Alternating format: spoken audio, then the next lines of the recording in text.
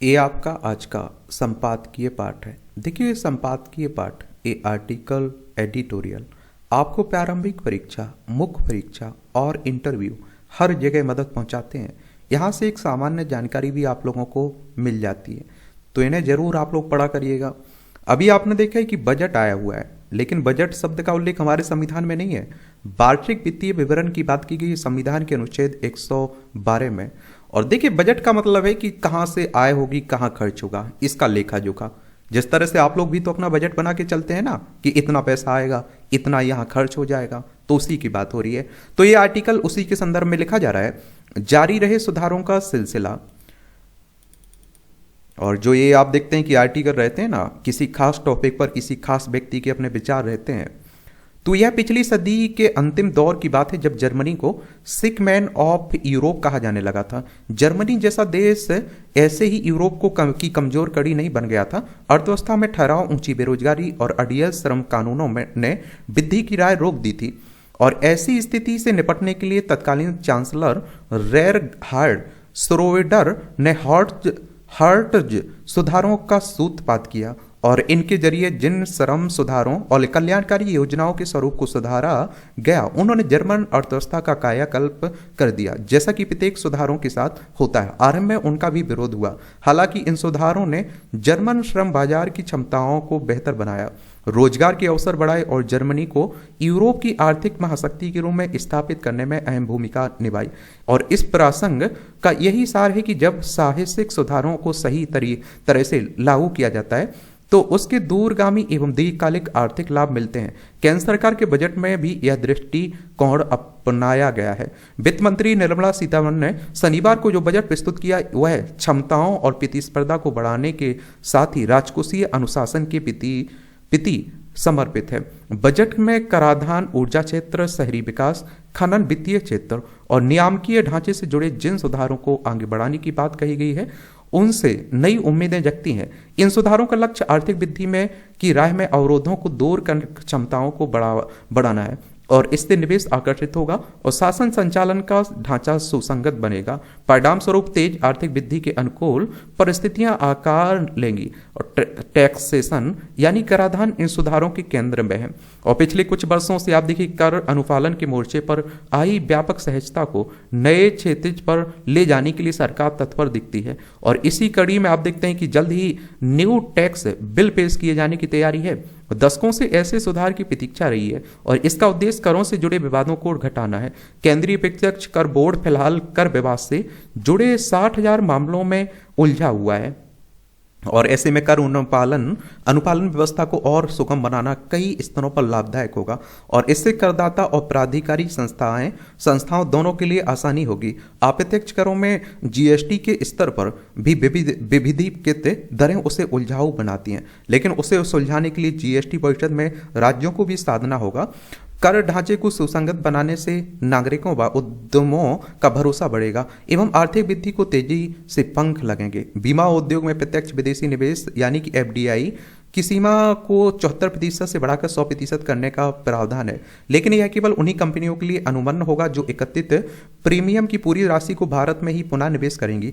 और इससे बीमा क्षेत्र में विदेशी निवेश बढ़ाने के साथ ही बीमा की पैठ भी गहरी होगी। हालांकि इसकी सफलता इस बात पर निर्भर होगी कि इस पहल को किस प्रकार अमल में लाया जाता है।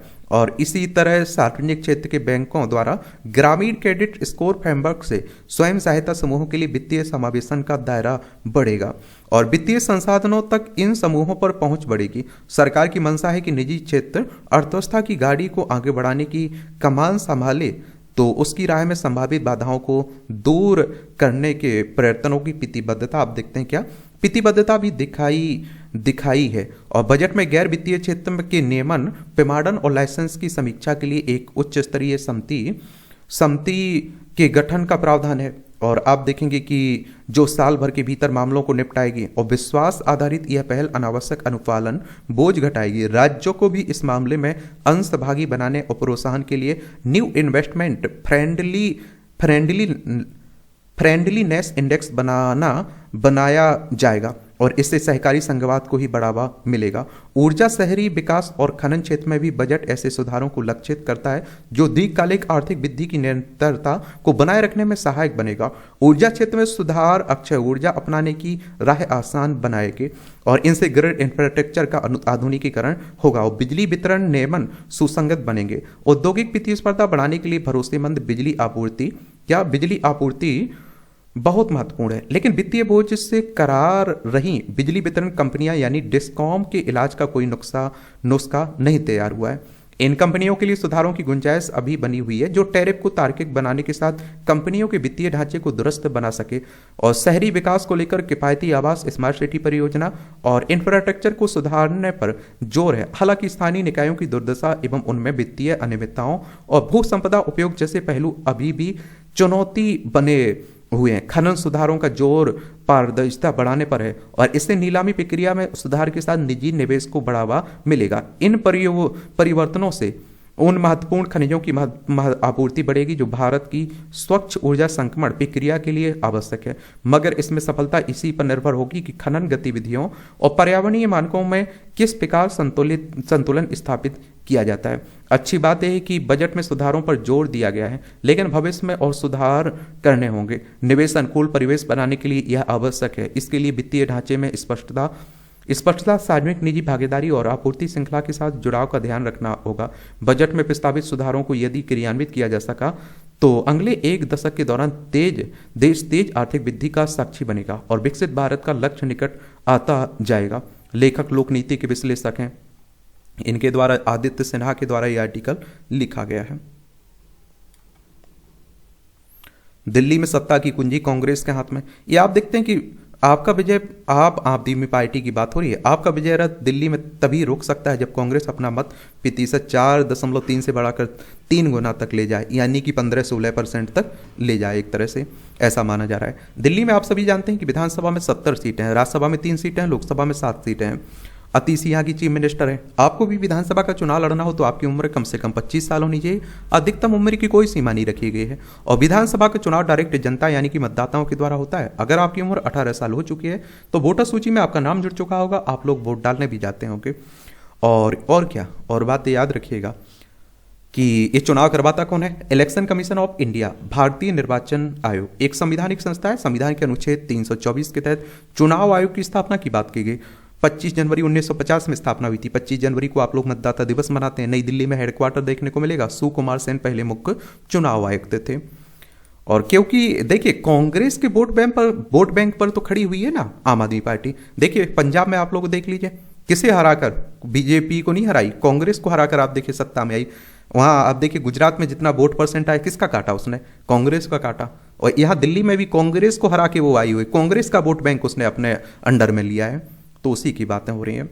पढ़ सकते हैं आपको अगर पढ़ना हो, राजनीति की बातें हो रही हैं ये सब।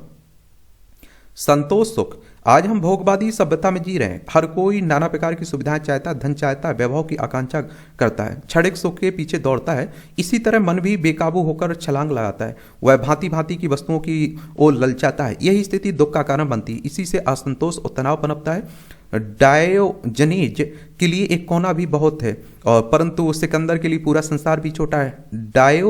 डायोजनीज संतोष का प्रतीक है, सिकंदर लोभ का प्रतीक है।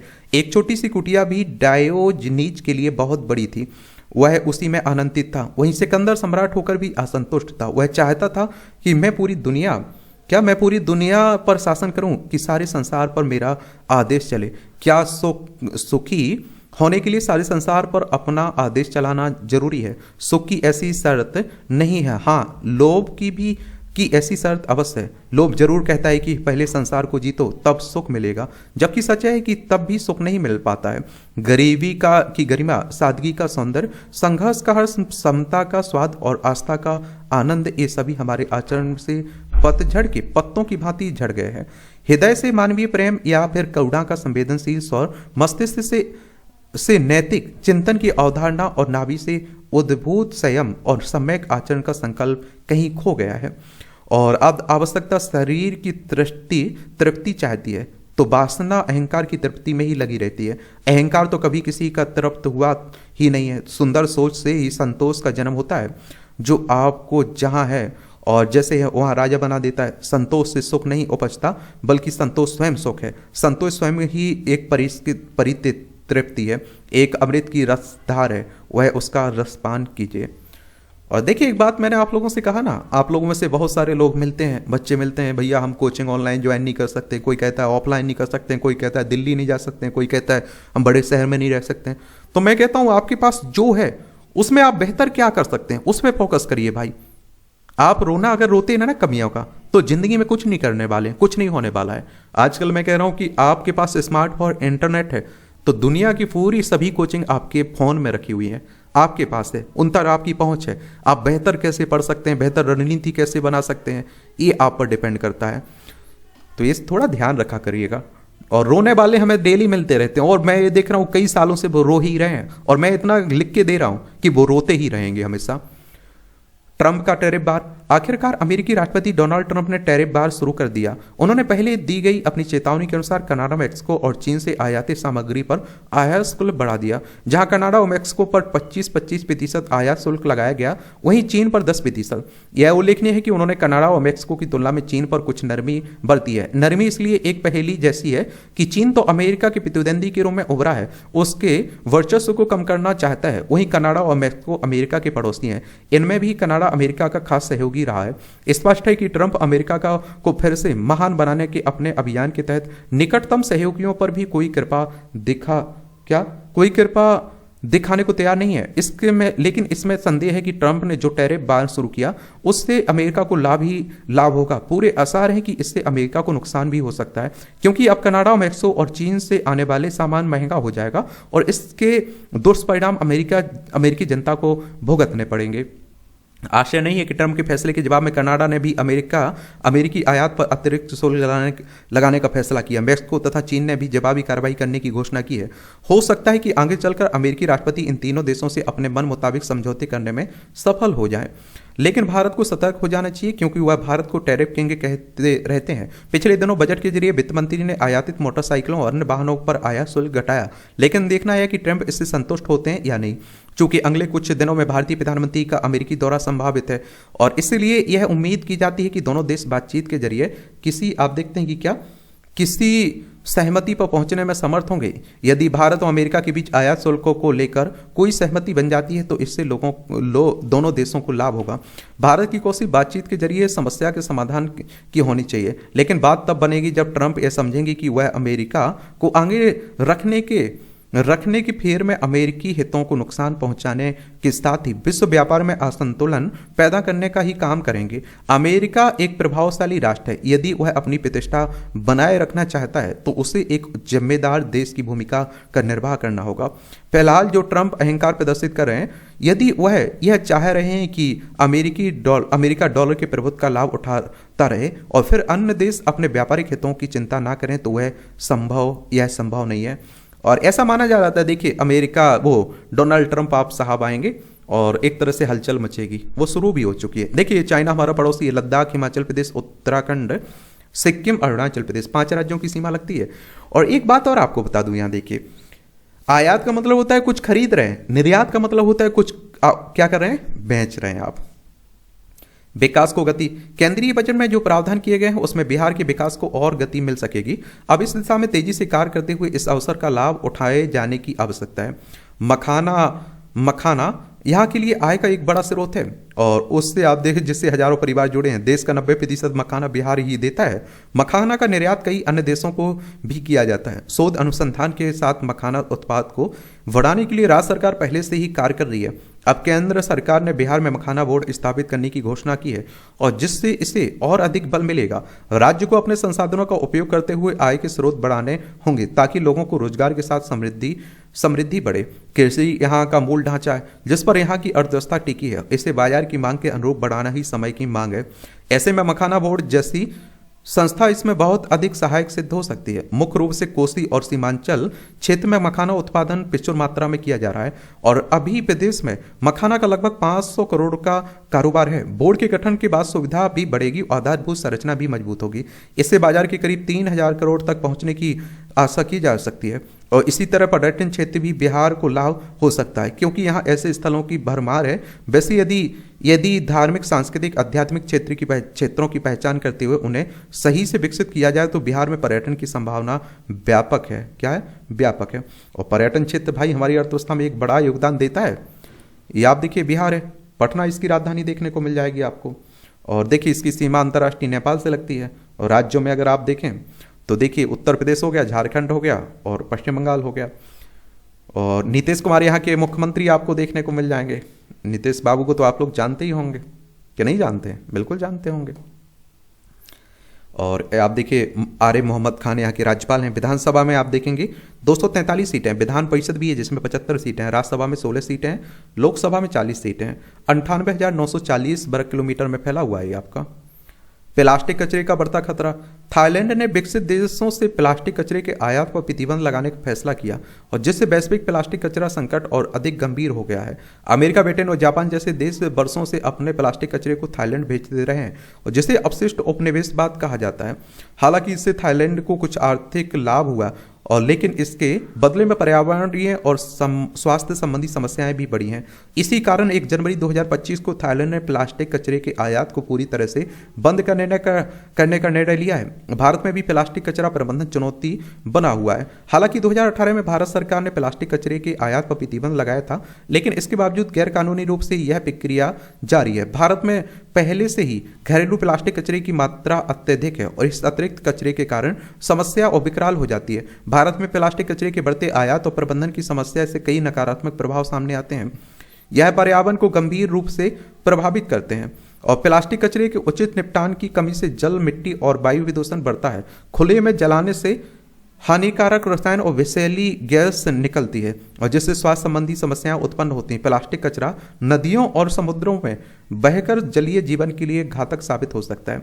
स्वास्थ्य पर इसका व्यापक प्रभाव देखा जाता है। प्लास्टिक कचरे से निकलने वाले सूक्ष्म कण हवा और पानी में मिलकर लोगों के शरीर में प्रवेश कर सकते हैं और जिससे फेफड़ों की बीमारियों, त्वचा रोग, यहाँ तक कि कैंसर जैसी गंभीर बीमारियां होने का खतरा बढ़ जाता है। विशेष रूप से भारत में अनौपचारिक कचरा बीनने वाले समुदायों को इससे अधिक नुकसान उठाना पड़ता है क्योंकि वे बिना किसी सुरक्षा उपायों के इस कचरे को संभालने सरकार ने इन समस्या से निपटने के लिए कई कदम उठाए। प्लास्टिक अपशिष्ट प्रबंधन नियम 2016 के तहत स्रोत पर ही कचरे के पृथक्करण और पुनर्चक्रण को अनिवार्य बनाया गया।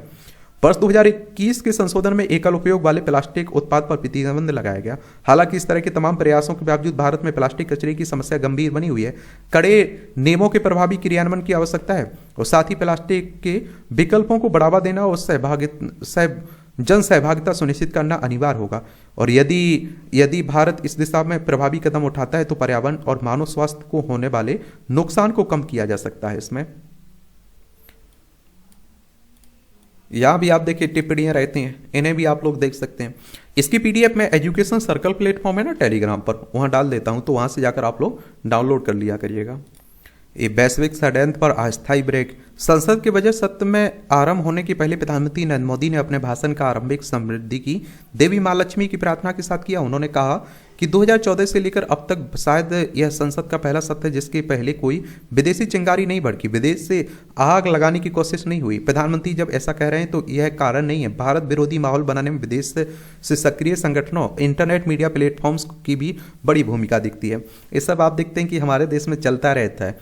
और देखिए मैं एक बात आपसे हमेशा कहता हूं, जो आर्टिकल लिखे जाते हैं ना, जिसके द्वारा लिखे जाते हैं उसके बारे में जरूर आप लोग याद रखिएगा। और मैं कहता हूं कि उनके बारे में अगर आप लोगों ने समझ लिया ना तो आप लोगों को मालूम चल जाएगा कि क्या पढ़ना है, कैसे पढ़ना है। ये आप देखते हैं कि बसंत तक चरेवेती, ये आप सभी जानते हैं कि महाकुंभ चल रहा है। देखिए उत्तर प्रदेश में कई बार हम लोग इस पर बात कर चुके हैं। उत्तर प्रदेश का एक शहर है ना प्रयागराज, जिसे पहले इलाहाबाद के नाम से जानते थे। उत्तर प्रदेश की राजधानी लखनऊ है। अंतर्राष्ट्रीय सीमा नेपाल से लगती राज्यों में बिहार, झारखंड, छत्तीसगढ़, मध्य प्रदेश, राजस्थान, हरियाणा, हिमाचल प्रदेश, उत्तराखंड और दिल्ली से लगती है। 8 राज्यों से लगती है और 1 केंद्र शासित प्रदेश से लगती है। विधानसभा में 403 सीटें हैं, विधान परिषद में 100 सीटें हैं, राज्यसभा में 31 सीटें हैं, लोकसभा में 80 सीटें देखने को मिलेंगी। योगी आदित्यनाथ यहाँ के मुख्यमंत्री हैं और आप देखते हैं कि आनंदीबेन पटेल यहाँ की राज्यपाल हैं। दिल्ली विधानसभा का इतिहास आप देखेंगे और ये जरूर आप लोग पढ़ लीजिए क्योंकि अभी चुनाव है तो इसलिए चर्चा हो रही है। तो आप देखते हैं कि ये आज शाम तक दिल्ली में विधानसभा चुनाव प्रचार को का जोर शोर थम जाएगा ना। बुधवार को मतदान होना है, ऐसे में हम दिल्ली विधानसभा के बारे में थोड़ा विस्तार से जानने चाहिए। थोड़ा पीछे चलते हैं तो आज़ादी के बाद दिल्ली विधानसभा अस्तित्व में आई थी। यह निर्धारित किया गया था कि दिल्ली विधानसभा में 48 सीटें होंगी और तब व्यवस्था ऐसी थी कि कुछ सीटों पर 2 विधायक निर्वाचित हो सकते थे। इस तरह दिल्ली की कई सीटों पर दो एमएलए चुने गए और दिल्ली विधानसभा का गठन 17 मार्च 1952 को किया गया था। वर्ष 1952 में ही दिल्ली का पहला विधानसभा चुनाव हुआ था और तब कांग्रेस ने भारी बहुमत से यह चुनाव जीता था और उसने 36 सीटें अपने नाम की थी और करीब 52% वोट कांग्रेस को मिले थे। दिल्ली के पहले चुनाव में 6 सीटें ऐसी थी जिन पर 2 एमएलए चुने गए थे। चौधरी ब्रह्मा प्रकाश दिल्ली के पहले मुख्यमंत्री बने, लेकिन 1955 में उन्हें हटना पड़ा। इसके बाद गुरमुख निहाल सिंह ने उनकी जगह ली, परंतु राज्य पुनर्गठन आयोग की अनुशंसा के बाद 1 नवंबर 1956 से दिल्ली विधानसभा का अस्तित्व समाप्त कर दिया गया। इसके बाद दिल्ली केंद्र शासित प्रदेश बना। मेट्रोपॉलिटन काउंसिल का गठन।